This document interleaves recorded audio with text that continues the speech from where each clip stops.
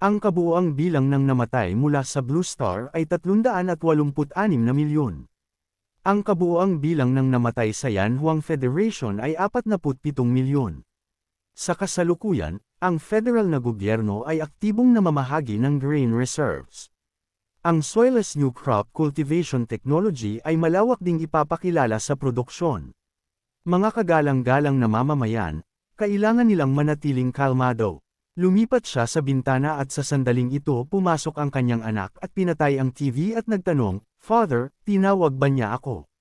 Nagtanong siya, nabasa ba niya ang ulat ni Shia? Kinumpirma niya ito. Patay na si Tano. Idinagdag niya na totoo iyon. Napakasama na kumikita siya ng magandang pera. Ngayon ang proseso ng mutation ay bumilis. Nakuha ng militar ang isang level 5 mutation beast sa kabundukan ng timog na Xinjiang.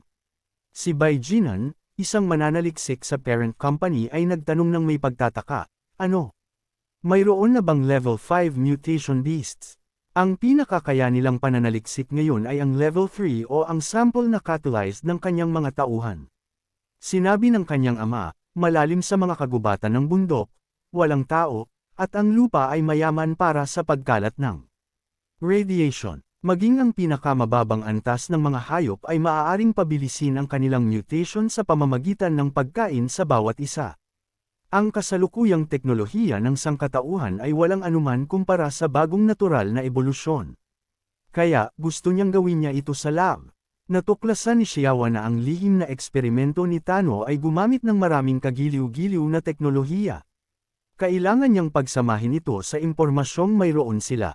Ang V-virus ay kailangang kunin sa lalong madaling panahon. Sumang-ayon siya sa kanya. Umupo si Xiao sa kanyang opisina at itinapon ang magasin sa mesa, inilagay ang kanyang kamay sa tulay ng kanyang ilong, at naisip, walang kaina-hinala sa record bago ang 2 araw na iyon. Tila ang sanhi ng kanyang kamatayan ay nasa paligid ng oras na iyon. Ngunit ang record mula sa mga kamera para sa 2 araw na iyon ay tinanggal ni Tano mismo at doon nagtatapos ang mga leads. Well, walang silbi na mag-isip tungkol dito. Kailangan niyang magpasya sa isang bagong lokasyon para sa Research Institute at makilala din ang bagong pinuno. Pagkatapos nito, nagpalit siya ng kanyang damit at naglakad patungo sa kotse kung saan lumabas si Jinang. Nang makita niya siya, sinabi niya, "Researcher Bai, welcome sa Nanch." Lumapit siya sa kanya at kinamayan siya, sinabi hello at pagkatapos ay nagpakilala ng kanyang sarili. Nagpakilala rin siya ng kanyang sarili at sinabi na natutuwa siyang makilala siya. Pagkatapos ay ibinaling niya ang kanyang pansin sa lalaki sa likod niya at nagtanong, "At ito ba?" Sumagot siya na ito ang kanyang katulong, si Duo. Sa pamamagitan ng paraan, narinig niya na tinatayang nagpasya na siya sa address ng bagong research institute. Maaari ba siyang bigyan ng tour? Tumawa siya ng awkward at sumagot, "Oo naman, may ilang lugar sa labas ng lungsod na maaari siyang lumabas sa isa." Sumang-ayon siya sa kanya. Samantala, tiningnan ng protagonist ang system window, na nagsabi, livestock, fish, edible products. First level fish, 10 out of 50 points, required water quality level 1 and above. Second level fish, 10 out of 500 points, required water quality level 2 and above.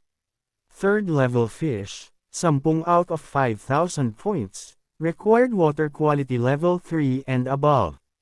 Fourth level fish, 10 out of 500,000 points, required water quality level 4 and above.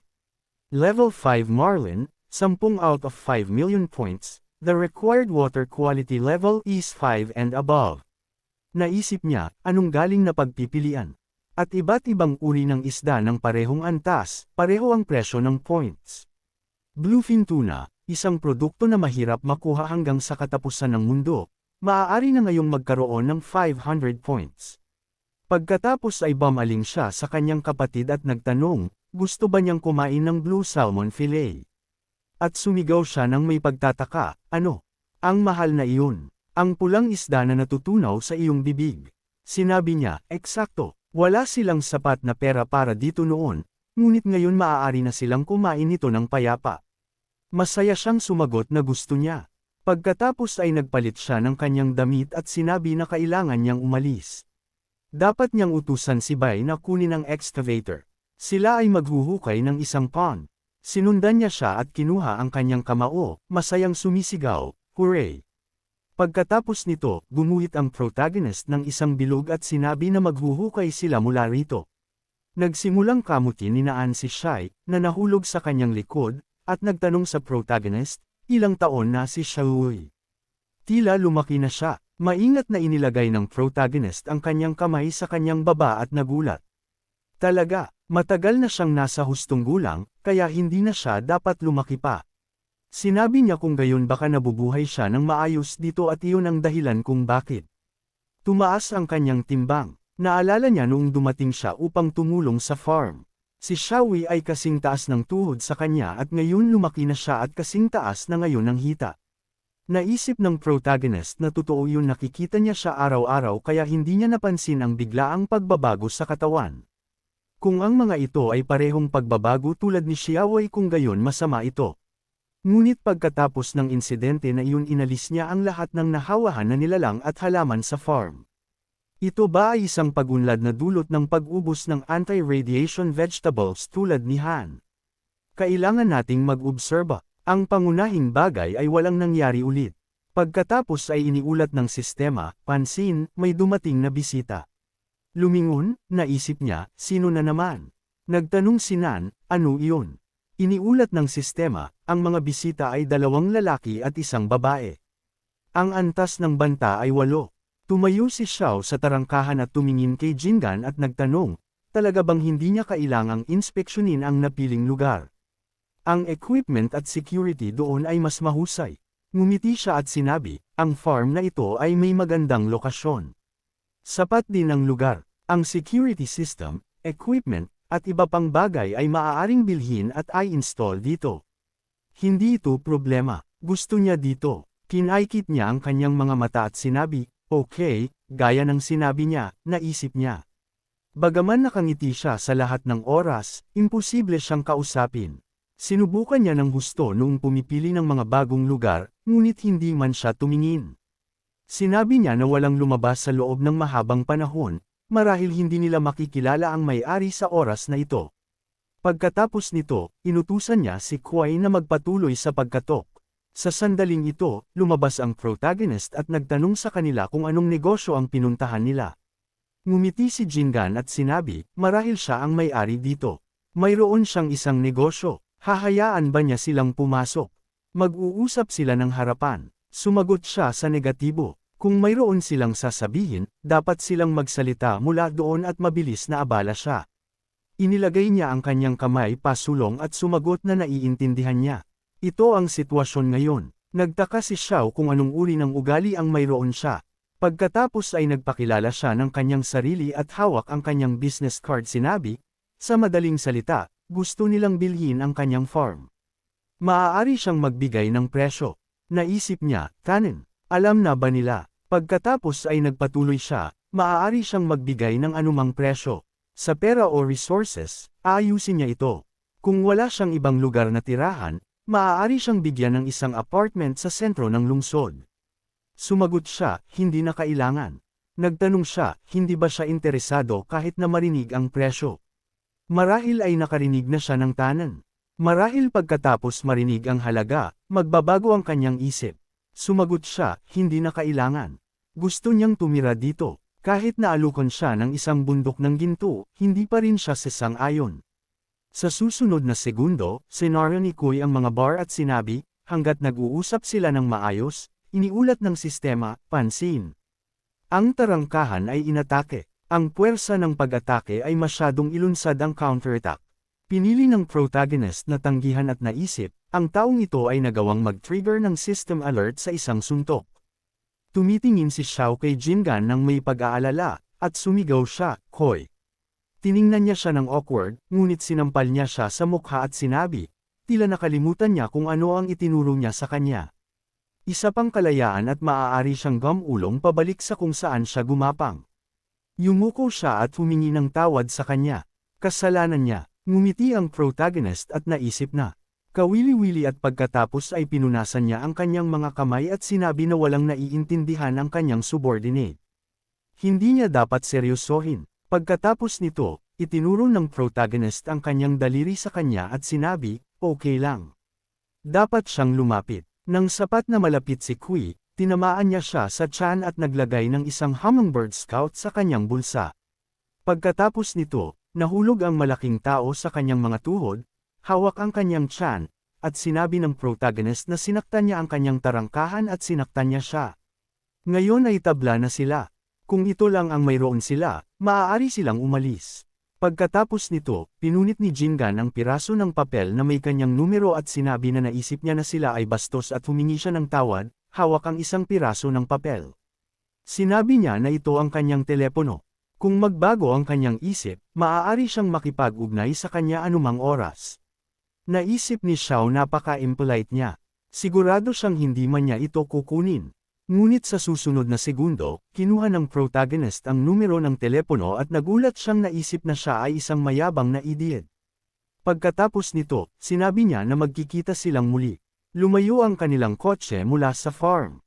Ang protagonist na nakatingin sa numero ay naisip na hindi niya inisip na mahahanap ng mga tao ng tanan ang farm ng napakabilis. Hindi malinaw kung ito ay isang aksidente. Inutusan niya ang sistema na ipakita ang lokasyon ng hummingbird isa. Isang imahe ng isang kotse ang lumabas sa harap niya at naisip niya na magkikita sila sa lalong madaling panahon.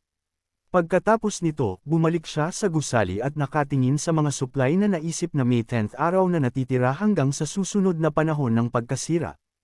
Ang mga pananim ay lumalaki ng matatag at ang paghuhukay ng imbakan ng tubig ay nagsimula. Ngayon ay oras na upang paunlarin ang livestock farming. Napansin niya na hindi gaanong natitira ang frozen meat.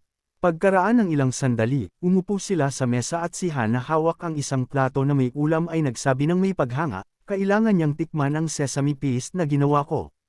Napakasarap nito. Isawsaw niya ang isang piraso ng karne sa paste at nagtanong, ginawa ba niya ito mismo? Susubukan ko ito. Kinumpirma niya ito at pagkatapos ay ninunguyan niya ang pagkain at sinabi na masarap ito. Tumawa siya at nagtanong, totoo ba? Sa taglamig, kailangan mong kumain ng hot pot na may mutton. Sinabi niya na nakakainit at sumang-ayon siya sa kanya. Nagtanong si Nan, hindi ba sila masyadong light ang damit? Bukod, hindi ka maaaring magtanim lang ngayon kung kumain sila ng ganoon. Sinabi ng protagonist na naisip niya na matagal na siyang interesado, ngunit hindi niya masabi sa kanya ang lahat ng mga detalye. Sumagot siya na naiintindihan niya at hindi siya dapat magtanong. Mayroon silang kanilang mga sekreto. Yumuko ang protagonist at sinabi na hindi ganoon. Gusto niya siyang maghanda para sa kung ano ang sasabihin niya. Ang kanilang pagkain ay espesyal. Kung regular kang kumain nito, magaganap ang ilang pagbabago sa iyong katawan. Ang lamig ay hindi nakakatakot. Tumaas ang lakas. Lumaki ang katawan. Maaari ka ring magkaroon ng hindi pangkaraniwang mga kakayahan.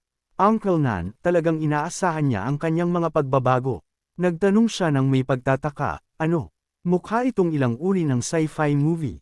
Ngumiti ang protagonist at sinabi, ang lahat ay tulad ng sinabi niya. Hindi ba ang buong sakuna na ito ay parang sci-fi? Bukod, kung hindi dahil sa mga fossils, hindi iisipin ng mga tao na ang mga malalaking prehistoric beasts na ito ay minsang gumala sa Blue Star.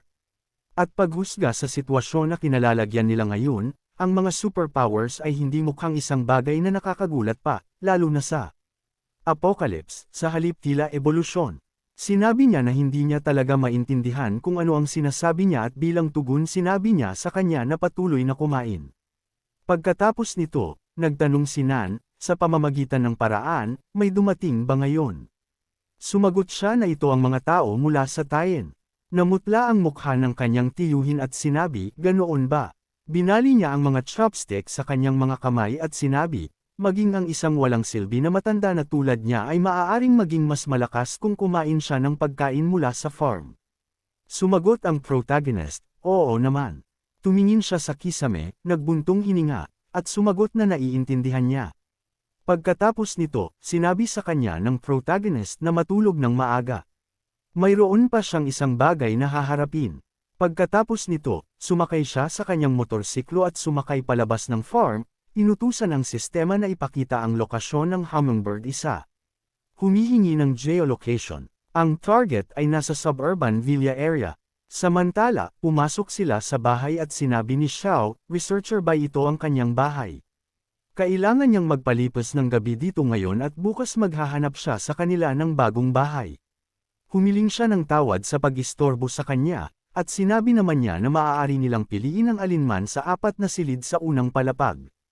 Hihilingin niya na dalhin ang hapunan sa kanilang mga silid. Sumagot siya, sige. Pagkatapos, nagtungo siya sa hagdan at nagpaalam sa kanila. Gumanti rin siya ng palm. Habang umaakyat siya, may lumipad na kalibri sa tabi niya at naisip niya, ang kulit. Saan nanggagaling ang mga lamok sa ganitong kalamigan? Pagkaraan ng ilang sandali, lumabas siya ng shower at nagsimulang patuyuan ang kanyang buhok. Inisip niya na mukhang pagod ang kanyang mukha maghapon. Kay sarap mag-shower at alagaan ang kanyang balat. Pagkatapos, tumingin siya sa salamin at sinabing, anong klaseng kagandahan ito? Si Xiao Shei ay walang katulad sa trabaho at napakaganda. Hala, ang kapal ng mukha niya. Pagkatapos ay tumawa siya, hinaplos ang kanyang mga pisngi, ngunit ang kalibri ay patuloy na lumipad sa tabi niya. Naglagay siya ng kosmetikong maskara sa kanyang mukha, at lumingon habang nagtatanong, isang lamok. Hindi maaari. Sa tunog, parang isang bug o salagubang. Nakakainis. Baka lumipad ito ng kusa kung bubuksan niya ang bintana. Kaya binuksan niya ang bintana ng kanyang silid. Sumandal siya at huminga ng malalim, at naisip, pagkatapos ng air conditioner, ang hangin sa labas ay napaka-presko. Sa sumunod na sandali, tumangala siya ng gulat. Nakita niya ang protagonist na nakakapit sa gilid ng bintana. Nagtagpo ang kanilang mga mata at naisip niya ng naguguluhan, ano? Pagkatapos, tumalon ang protagonist sa bintana at siya ay natamba sa takot. Gusto niyang humingi ng tulong, ngunit tinakpan niya ang kanyang bibig at naisip niya, kailangan nila akong iligtas. Ano ang ginagawa ng mga security guard sa labas? Ipinilmi siya nito sa sahig at naisip niya, tanggalin sila. Tanggalin ang bawat isa sa kanila. Napakalakas niya. Hindi ako makakilos. Hindi ako makawala. Kailangan ko siyang pakalmayin muna.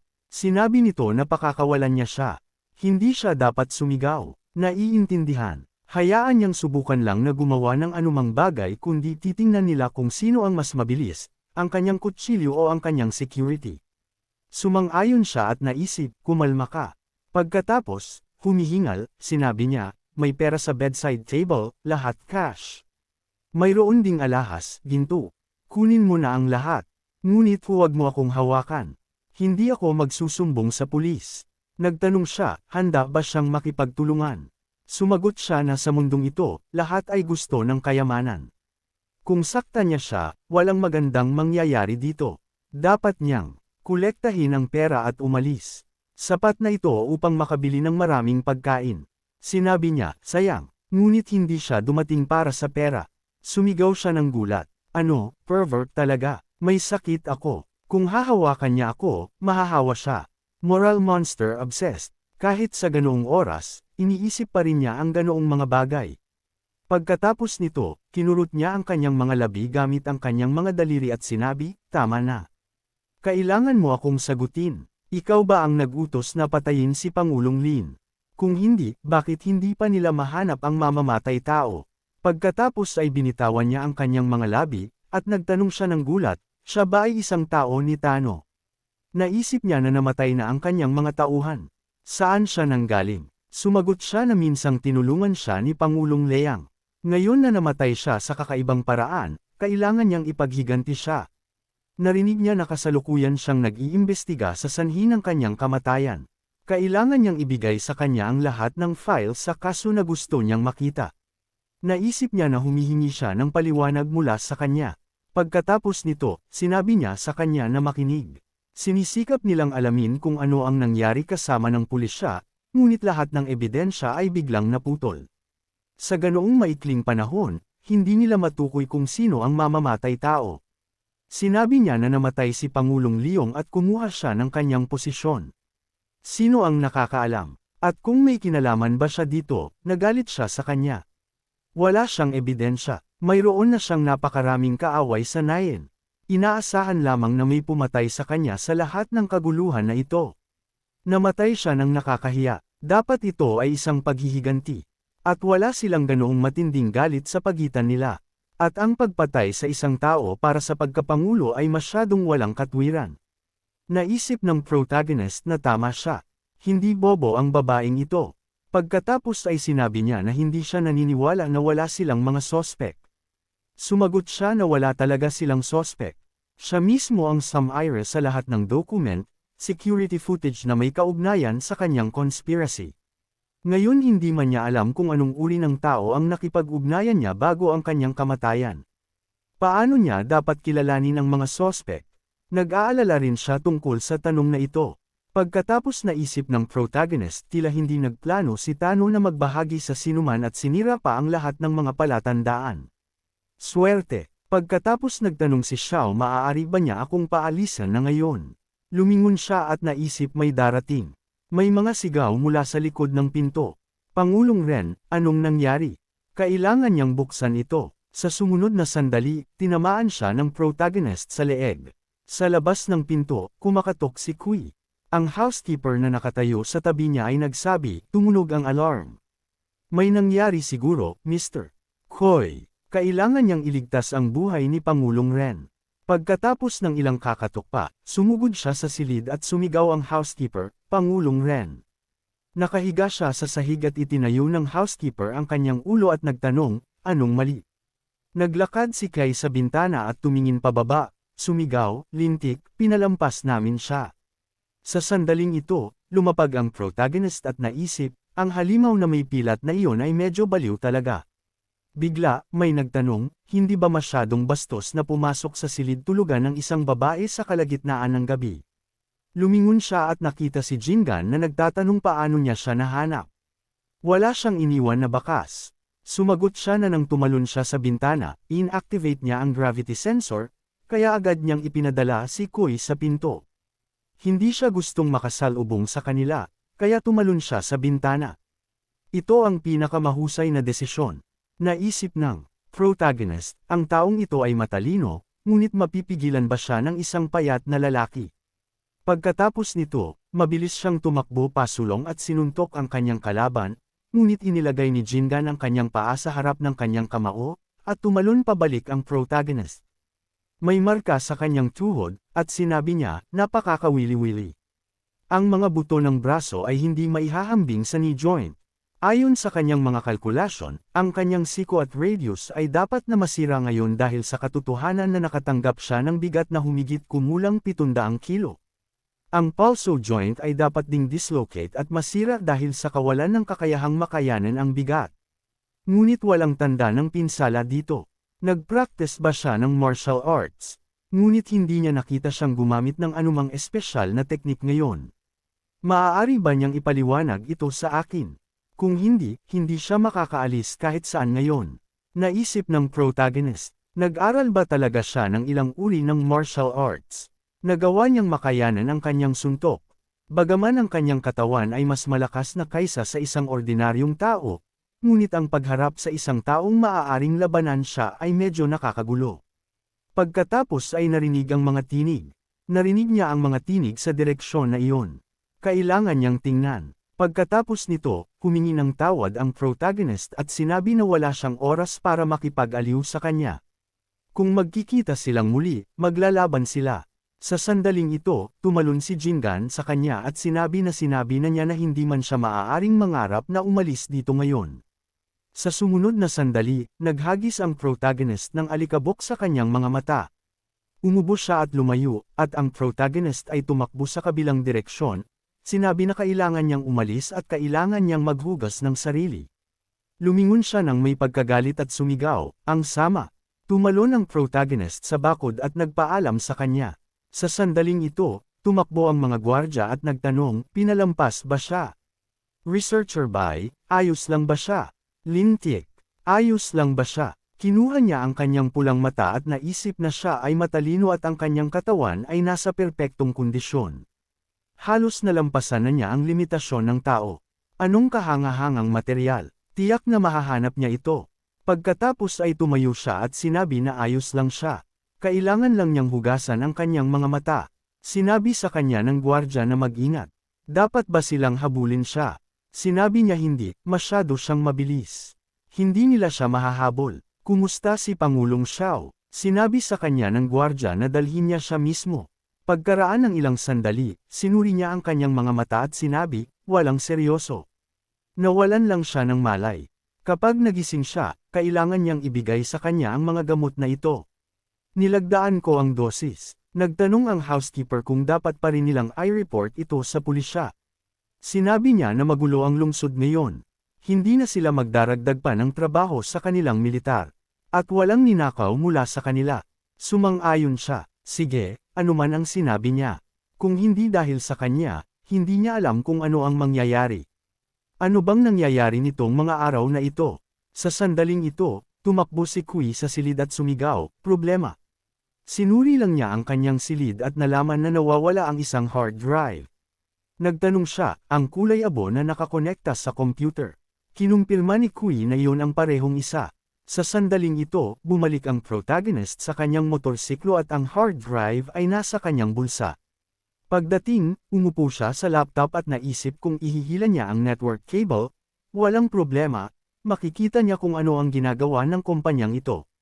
Pagkatapos nito, ipinapasok niya ang hard drive at naisip. Nang may pagtataka, isang eksperimento. Kaya ang taong iyon sa pananaliksik, binuksan niya ang isang folder na tinatawag na experiment notes. Sinabi nito bagaman maraming nilalang na ang namatay dahil dito, naniniwala pa rin siya sa hypothesis na ito. Naisip niya hindi ito secret documents ni Tannen. Pagkatapos ay binasa niya pa, ang mga radioactive food products na nagdudulot ng matinding pagbabago sa katawan ng mga hayop at tao ay hindi isang sakuna sa kanilang sarili. Nagdudulot ito hindi lamang ng kamatayan at deformity sa katawan, kundi pati na rin ng pag-unlad. Ngunit ang ebolusyon na ito ay napupunta sa maling direksyon. Kaya sila namamatay. Kumbinsido siya na mahahanap niya ang tamang paraan kahit nakapalit ng buhay ng tao.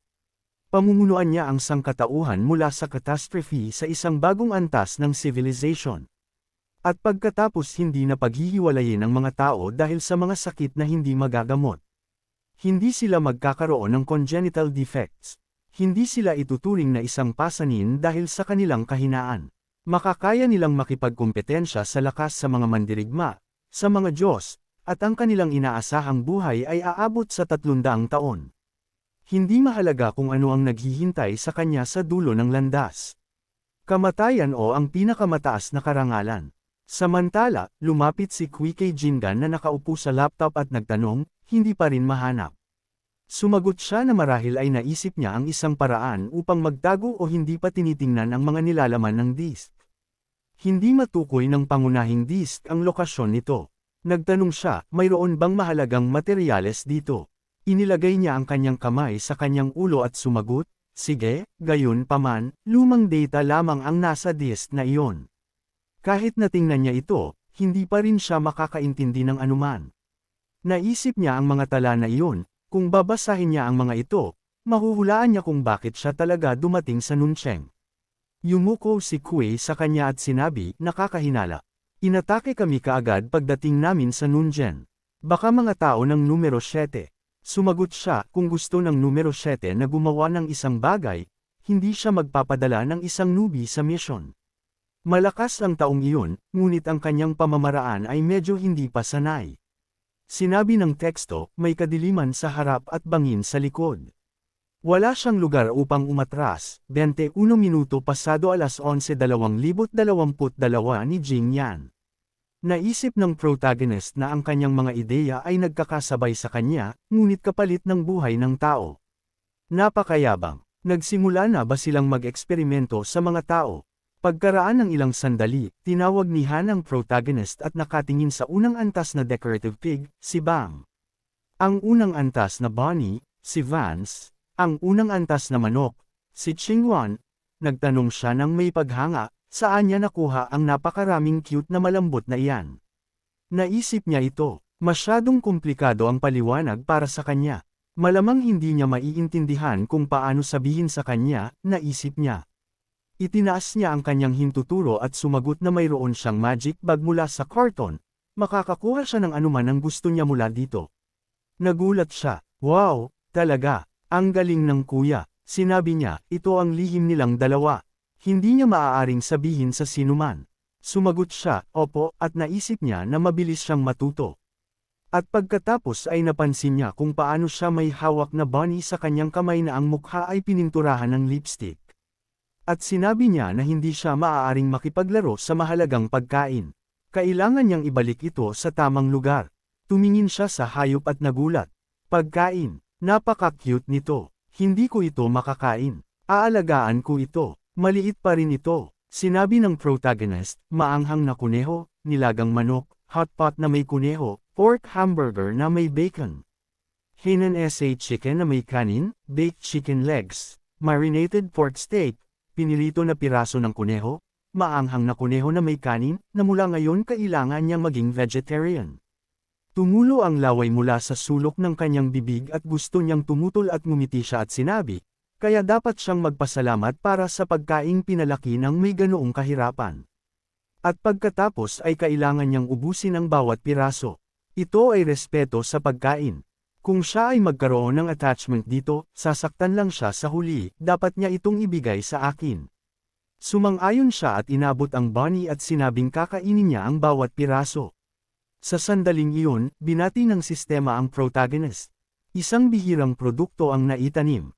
Puting mais. Kailangan niyang kolektahin ito sa lalong madaling panahon. Naisip niya nang may pagtataka, ano ang isang bihirang produkto? Sinabi niya sa kanya na maglaro habang pupunta siya upang suriin ang mga tanim. Sumang-ayon siya sa kanya at pagkaraan ng ilang sandali, pumunta siya sa mais at iniulat ng sistema ang isang bihirang produkto ng ikalawang antas. Puting mais, isang disposable consumable. Paliwanag, isang bihirang produkto ng mutation na nakuha mula sa anti-radiation corn. Ang probability ay 1 sa 100,000. Ang epekto ay naglalagay sa gumagamit sa isang estado ng rage, na nagpapataas ng lakas, bilis, reaksyon ng 10 beses. Ang epekto ay tumatagal ng 30 segundo. Tiningnan niya ang mais ng may paghanga at naisip, ang rage ay nagpapataas ng mga katangian sa loob ng 30 segundo ng 10 beses. Oo, parang spinach ni Papay. Pagkatapos ay pinili niya ito at naisip, isa lang. Baka may tumubo pa. Nagsimula siyang tingnan ang iba pang lugar at naisip, wala dito, at wala rin dito. Walang pag-asa siyang umupo at naisip ni Sayang, tila ang gayong bihirang produkto ay hindi talaga madalas matagpuan.